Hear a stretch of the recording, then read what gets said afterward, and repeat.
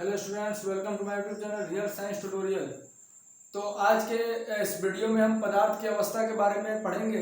कल हमने पदार्थ के बारे में विस्तार रूप से चर्चा किया था। ये पार्ट 2 वीडियो है, या कह सकते हैं कि एपिसोड 2 है। तो आज इसकी वीडियो में हम पदार्थ की अवस्था के बारे में पढ़ेंगे। तो हमने कल बताया था कि पदार्थ की अवस्थाएं भौतिक रूप से 3 होती हैं। कितनी होती है? 3 होती है। हालांकि पदार्थ की अवस्थाएं 5 होती है, लेकिन हमको पढ़ना कितना है? 3 ही पढ़ना है 9th क्लास में। पहला होता है ठोस, दूसरा होता है द्रव और तीसरा होता है गैस, यानी कि इंग्लिश में कहते हैं सॉलिड, लिक्विड, गैस, है ना। तो आइए हम वीडियो को स्टार्ट करते हैं और विस्तार रूप से जानते हैं इन तीनों मैटर के स्टेट्स को। चलिए स्टार्ट करते हैं। पहला है ठोस। पहला क्या है? ठोस। तो सबसे पहले ठोस में हम देखते हैं, सबसे पहले ठोस का जो आकार होता है वो निश्चित होता है, और ठोस का आयतन भी क्या होता है? निश्चित होता है ना। ठोस का आकार एवं आयतन क्या होता है? निश्चित होता है ना। और ठोस के जो कण होते हैं वो आपस में एक दूसरे से एकदम जुड़े होते हैं, जैसे कि हमने आपको फिगर में आपको दिखा रहा हूं।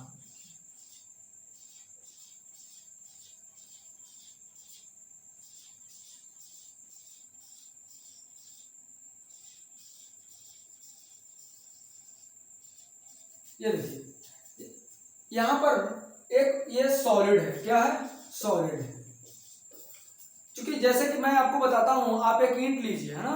क्या लीजिए? एक ईंट लीजिए। आप उसको देखिए कि उसका आकार एवं आयतन दोनों निश्चित होगा, यानी कि आप जहां भी रखिएगा वैसा ही का वैसा ही रहेगा।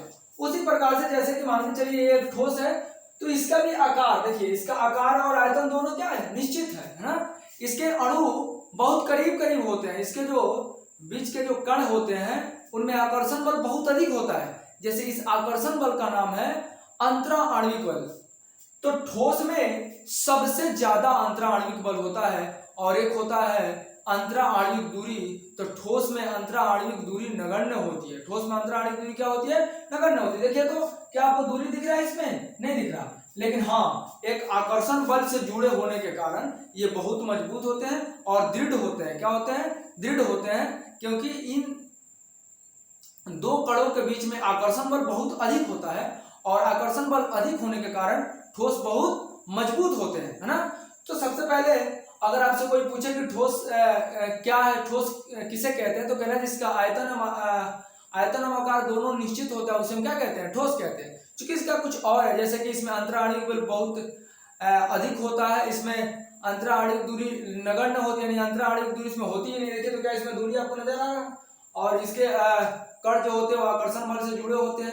देखिए, हमने लिख भी दिया है ना, लिख दिया है, जैसे कि भौतिक रूप से पदार्थ की 3 अवस्थाएं होती हैं, है ना। पहला सॉलिड, दूसरा लिक्विड और तीसरा क्या? गैस। पहला है सॉलिड स्टेट, ठोस अवस्था। कहता है इसका एक निश्चित आकार होता है। एक निश्चित क्या होता है? आकार होता है। दूसरा है कि निश्चित या स्थिर आयतन होता है ना। इसका एक निश्चित और या स्थिर आयतन होता है। तीसरा में लिखते हैं इनकी संपीड्यता नगण्य होती है, यानी इसको दबाया नहीं जा सकता। अब ठोस को क्या आप ईटा को दबा सकते हैं? नहीं दबा सकते। क्या इस आप मार्कर को दबा सकते हैं? नहीं दबा सकते। यानी कि इसकी जो संपीडक मतलब कि दबा के, तो आप ठोस को नहीं दबा सकते, वो नगण्य है। नगण्य मतलब होता है लगभग 0 के बराबर, आप उसको दबा नहीं सकते। हमने लिख दिया कि ये दृढ़ होते हैं, यानी अभी हमने बताया कि ये क्या होते हैं? दृढ़ होते हैं। आप इसमें और पॉइंट जोड़ सकते हैं, जैसे कि इसकी अंतरा आणविक दूरी क्या होती है? नगण्य होती है। इसमें अंतरा आणविक बल बहुत ज्यादा होता है, यानी इन दो कणों के बीच में अंतरा आणविक बल बहुत अधिक होता है, और अंतरा आणविक दूरी जो होती है वो नगण्य होती है। तो आप इस 2 पॉइंट को आप उसमें जोड़ सकते हैं। अंतरा आणविक दूरी क्या होती है? अंतरा आणविक दूरी नगण्य होती है, और अंतरा आणविक बल क्या होता है? बहुत अधिक होता है। तो ठोस में हमने पहले जाना कि इसका आकार और आयतन दोनों निश्चित होगा, यानी कि जैसे कि आप ईंट को जहां रख दीजिएगा तो उसका आकार वहीं का होगा। ऐसा नहीं कि अपने आकार को बदल लेगा, ऐसा नहीं है ना। जैसे कि आप उसका आयतन भी वहीं का वहीं रहेगा, वो मजबूत होता है, यानी दृढ़ होता है, और दूसरा कि उसको दबाया नहीं जा सकता और वो बह नहीं सकता, उसमें आकर्षण बल बहुत अधिक होते हैं। तो क्या आई होप आपको ठोस समझ में आया होगा। अब हम चलते हैं लिक्विड पे, द्रव पे। अब देखिए द्रव के जो अणु होते हैं वो दूर दूर होते हैं। द्रव के अणु कैसे होते हैं? दूर दूर होते हैं। द्रव के अणु जैसा कि मैं अभी फिगर आपको बना के दिखा रहा हूं, द्रव के जो अणु होते हैं वो दूर दूर होते हैं। द्रव के अणु दूर दूर होते हैं। ये आपका हो गया लिक्विड, ये लिक्विड हो गया, है ना। अब इसके जो अणु होंगे वो दूर दूर होंगे और इसमें अंतरा आणविक बल जो होता है, यानी इन दोनों कणों के बीच में जो आकर्षण बल रख रहा है वो ठोस की अपेक्षा कम होता है। ठोस की अपेक्षा कम होता है, यानी ठोस में बहुत ज्यादा है लेकिन उसके अपेक्षा द्रव में क्या होता है? कम होता है। द्रव में कम होता है और इसमें अंतरा आणविक दूरी ठोस की अपेक्षा ज्यादा होती है। किसकी अपेक्षा? ठोस की अपेक्षा ज्यादा होती है। देखिए तो क्या इसमें दूरी है कि नहीं है? है। यहाँ इतना दूरी है ना, दूरी है। इसमें आपको दूरी दिख रहे होंगे। तो द्रव के कणों के बीच में क्या होते हैं? अंतरा आणविक दूरी होती है, ठोस की अपेक्षा ज्यादा होती है ना। इसमें अंतरा आणविक बल जो होता है वो ठोस की अपेक्षा क्या होता है? कम होता है। बल कम होता है, दूरी ज्यादा होता है। ठोस में क्या है कि दूरी नगण्य होता है, बल बहुत ज्यादा होता है। इस बात को आपको ध्यान रखना है। ठोस का आकार क्या होता है? निश्चित होता है, बट द्रव का आकार निश्चित नहीं होता। आप पूछिएगा सर कैसे? तो ये इसको हम जिस भी पात्र में डालते हैं, पात्र क्या है तो इसको जिस भी बर्तन में डालते हैं उसी का आकार ले लेता है। जैसे कि हम आपको पहला फिगर में मैं दिखा रहा हूं, जैसे कि मान चलिए वाटर ले लिए। क्या ले लिए? वाटर भी एक द्रव है। हमने क्या किया कि इस प्रकार से एक आपको सेटअप बनाया है ना।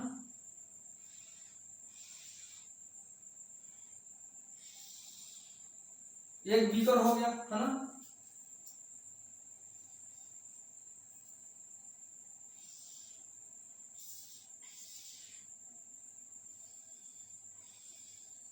ये दूसरा हमने बनाया।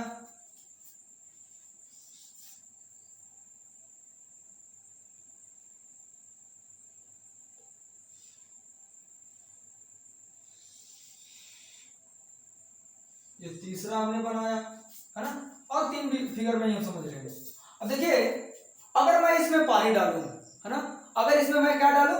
वाटर डालूं यानी द्रव डालूं, तो ये इस आकार का हो जाएगा। जिस आकार का ये पात्र है, जिस आकार का ये बीकर है, अब इस आकार का हो गया। अब इस वाटर को हमने इसमें मिला दिया, तो पहले तो था इस आकार का, पहले क्या था? इस आकार का, इस बीकर के आकार का। अब जैसे इसमें डालेंगे अब इस बीकर का आकार का हो जाएगा, इस बीकर का आकार हो गया। अब देखिए अब इस बीकर का आकार ले लिया। अब हम क्या करते हैं कि इसको इसमें मिला देते हैं। अब ये इस बीकर का आकार का हो जाएगा। यानी कि आप जिस जिस पात्र में इसको डालेंगे वो उसी का आकार लेते जाएगा, यानी कि इसका आकार निश्चित नहीं है। ये जिस भी बर्तन में जाता है उसी का आकार ले लेता है। लेकिन जैसे ठोस है, क्या आप ठोस को जिस बर्तन में डालेंगे उसी का आकार ले लेगा? नहीं, वो अपना आकार कभी नहीं छोड़ सकता। ना अपना आयतन छोड़ सकता है ना अपना आकार छोड़ सकता है। हाँ, बट द्रव में आयतन निश्चित है। जैसे कि मान के चलिए इसमें आपने 300 ml पानी रखा, कितना? इसमें से इसमें डाले तो इसमें भी 300 ml होगा, इसमें डाले तो कितना होगा? 300 ml ही होगा। यानी कि इसके आयतन पर कोई प्रभाव नहीं पड़ने वाला है। तो इसका आकार अनिश्चित होता है, बट आयतन क्या होता है? निश्चित होता है। इसका आकार अनिश्चित होता है और आयतन क्या होता है? निश्चित होता है। इसमें अंतरा आणविक दूरी जो होती है वो ठोस की अपेक्षा ज्यादा होती है और अंतरा आणविक जो बल होता है वो ठोस की अपेक्षा कम होता है। हमने कुछ पॉइंट इसके बारे में लिखा है ना। जैसे कि हमने दूसरा देखा, द्रव तरल होते हैं। द्रव क्या होते हैं? तरल होते हैं, यानी कि ये बह जाते हैं। तो तरल किसे कहते हैं? जो बह जाए उसे क्या कहते हैं? तरल कहते हैं। हमने लिख दिया इनमें बहाव होता है। हमने दूसरा लिखा द्रव का कोई निश्चित आकार नहीं होता। जैसे हमने अभी बताया आपको कि द्रव का कोई निश्चित आकार नहीं है, द्रव का कोई निश्चित आकार नहीं है और वो जिस भी पात्र में डालेंगे उसी का आकार ले लेता है ना। हमने तीसरा देखा द्रव का निश्चित आयतन होता है ना, यानी कि द्रव का निश्चित आयतन होगा, द्रव का निश्चित आयतन होगा। जैसे कि देखिए मैंने बताया कि इसमें 300 ml पानी है तो इसमें भी 300 ml होगा, इसमें 300 ml होगा। वो इसका आयतन पर कोई भी प्रभाव पड़ने वाला नहीं है। हमने लिखा आगे द्रव बहुत कम संपीड़ित होता है, यानी कि इसको आप ज्यादा नहीं दबा सकते हैं, यानी और ठोस को तो मगर आप नगण्य है उसका संपीड़ितता, यानी उसको नहीं दबा सकते, बट द्रव को उसके अपेक्षा थोड़ा दबा सकते हैं, लेकिन बहुत ज्यादा नहीं दबा सकते। दबा सकते हैं लेकिन जितना दबाना चाहिए आप उतना नहीं दबा सकते। तो ये आपकी द्रव की आपका द्रव का परिभाषा हो गया द्रव के बारे में। हमने ठोस में जाना कि ठोस का आकार एवं आयतन क्या होता है, निश्चित होता है। लेकिन द्रव का आकार क्या होता है, अनिश्चित होता है, और आयतन क्या होता है, निश्चित होता है। ये बह जाता है, जो बह जाए वो तरल कहते हैं, क्योंकि ये तरल है और वो उसमें क्या होता है, बहाव होता है। और भी चीजें पॉइंट है, द्रव कोई द्रव का निश्चित आयतन होता है ना, इसका आयतन निश्चित होता है। हमने लिखा है द्रव में बहुत कम संपीड़ित होता है। संपीड़ित मतलब होता है कि उसको बहुत कम दबाया जा सकता है ना। जैसे कि आप बैलून को दबा देते हैं तो उस तरह से आप किसको, द्रव को नहीं दबा सकते, है ना। जैसे कि ये मार्कर ठोस है, इसके अंदर जो हमने इंक डाल रखा है वो क्या है, द्रव है। तो सबसे पहले द्रव के अंदर अंतरा आणविक जो बल होता है वो ठोस की अपेक्षा कम होता है, इसीलिए इन कणों के बीच में जो आकर्षण बल होता है वो भी क्या होता है, कम होता है।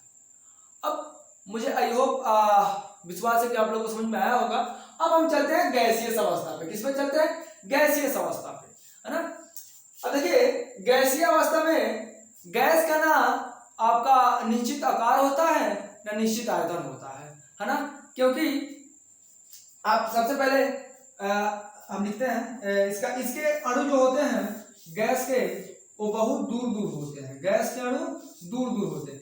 जैसे कि आप अपने सिलेंडर में, सिलेंडर आप लोग के घर पे यूज करते हैं, उस सिलेंडर में आप देखते होंगे कि अगर 20 ग्राम भी गैस रहे तो पूरे सिलेंडर में फैला रहता है ना। यानी कि 20 ग्राम भी गैस रहे तो पूरे सिलेंडर में फैला रहता है ना। तो इसका आकार निश्चित है ना, इसका आयतन निश्चित है। दोनों में कोई निश्चित नहीं है। तो कोई पूछे कि गैसीय अवस्था किसे कहते हैं, तो कहना जिसका आकार एवं आयतन दोनों अनिश्चित होता है उसे हम क्या कहते हैं, गैसीय अवस्था कहते हैं। तो इसके अणु जो होते हैं वो बहुत दूर दूर होते हैं। अब इसमें जो अंतरा आणविक बल होगा वो बहुत कम होगा, यानी बल इसमें अंतरा आणविक बल जो होगा वो बहुत कम होगा, और अंतरा आणविक दूरी जो होगा वो बहुत ज्यादा होगा। हमने बताया कि अब देखो इसमें जो है अंतरा आणविक दूरी देखो कितना ज्यादा है, इसमें कितना ज्यादा है ना, ये कितना ज्यादा है, ये कितना, यानी कि इसमें अंतरा आणविक दूरी क्या है, बहुत ज्यादा है। बट अंतरा आणविक बल क्या है, बहुत कम है।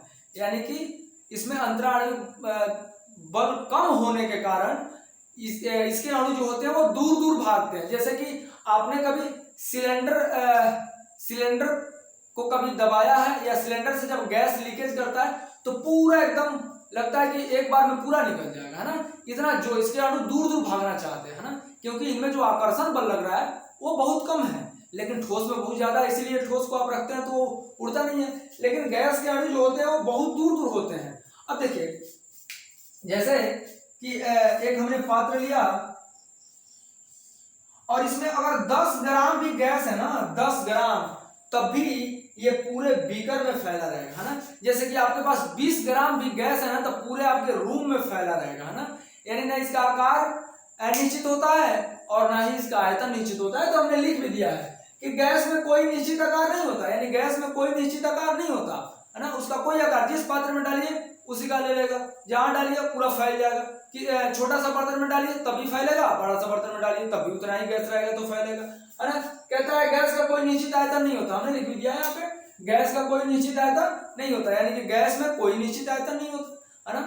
अगर 2 ग्राम भी गैस रहेगा तब भी पूरा सिलेंडर में फैलेगा, 10 ग्राम रहेगा तब भी पूरे सिलेंडर में फैलेगा, 5 केजी रहेगा तब भी पूरे सिलेंडर में फैलेगा, 20 केजी रहेगा तब भी पूरे सिलेंडर में फैलेगा, यानी कि उसका आयतन निश्चित भी नहीं है। हमने लिखा गैस में संपीड़न अधिक होता है। जो गैस में संपीड़न मतलब होता है कि गैस को अधिक दबाया जा सकता है। जैसे कि आप बैलून में क्या करिए कि हवा भर लीजिए, उसको दबाइए, आप दबा सकते हैं, आराम से दबा सकते हैं।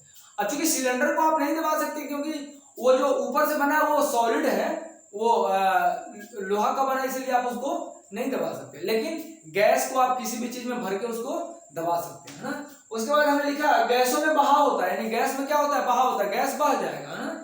और तथा आकर्षण बल बहुत कम होता है। आकर्षण बल क्या होता है, बहुत कम होता है। अब चूंकि इसमें इसके अणु जब दूर दूर भागते थे, इसमें जो आकर्षण कणों के बीच आकर्षण लगना चाहिए 2 कणों के बीच में, वो बहुत कम है, लगभग नगण्य के बराबर। इसमें सबसे कम किसमें है, गैस में है ना।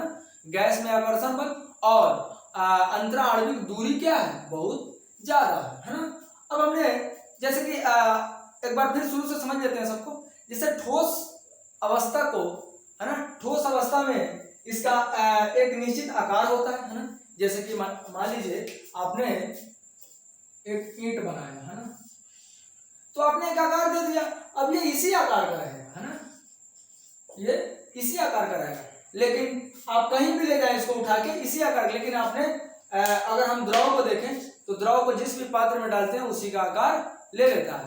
तो सबसे पहले आपको याद रखना है कि ठोस का निश्चित आकार होता है, या आयतन भी क्या होता है, निश्चित होता है। ठोस को दबाया नहीं जा सकता, वो दृढ़ होता है, उसमें अंतराणविक दूरी बहुत कम नगण्य होती है, और उसमें अंतराणविक बल जो होता है बहुत ज्यादा होता है ना। हमने दूसरा पढ़ा द्रव, इसका आकार अनिश्चित होता है बट आयतन क्या होता है, निश्चित होता है। और इसमें क्या होता है, ये इसमें बहाव होता है ना, यानी कि ये बह सकता है, यानी हमने लिखा है द्रव में बहुत कम संपीड़न होता है, इसको दबाया भी कम जा सकता है। उसके बाद हमने पढ़ा गैस, गैस में कोई निश्चित आकार नहीं होता, कोई निश्चित आयतन नहीं होता, है ना। हमने पढ़ा कि इसका संपीड़न बहुत अधिक होता है, नहीं इसको दबाया जा सकता है। और लास्ट जो है गैस में बहाव होता है, गैस में क्या होता है, बहाव होता है, और तथा आकर्षण बल बहुत कम होता है, यानी कि जो इसके बीच में लगने वाला इंटरमोलिकुलर फोर्स है, अंतराणविक बल है, वो बहुत कम है, लेकिन अंतराणविक दूरी क्या है, ज्यादा है। इसलिए, और हमने बताया था आपको कि पदार्थ के कण निरंतर गतिशील रहते हैं, है ना। अब निरंतर गतिशील रहने का, इसलिए यहाँ पे आप अगर परफ्यूम मारते हैं तो हर जगह क्या हो जाते हैं, फैल जाते हैं। तो ये सब आज का क्लास जो है वो पदार्थ की अवस्था के बारे में ही था। तो हमें लगता है कि आप लोगों को बहुत बढ़िया से पदार्थ की अवस्था समझ में आया होगा।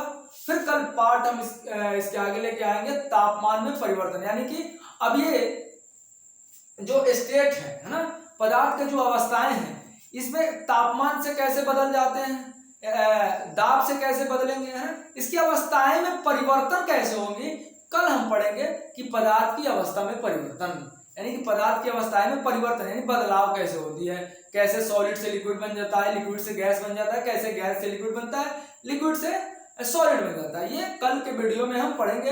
आज मेरा लेक्चर 2 था। आई होप आप लोग को लेक्चर बहुत बढ़िया से समझ में आया होगा। मुझे विश्वास है कि आप लोग को अच्छा लगा होगा ये वीडियो। अगर वीडियो अच्छा लगा हो तो अपने दोस्तों में शेयर करें और चैनल को सब्सक्राइब करें। अगर वीडियो अच्छा लगे तो लाइक करें, है ना। तो मिलते हैं कल के वीडियो में, तब तक के लिए जय हिंद।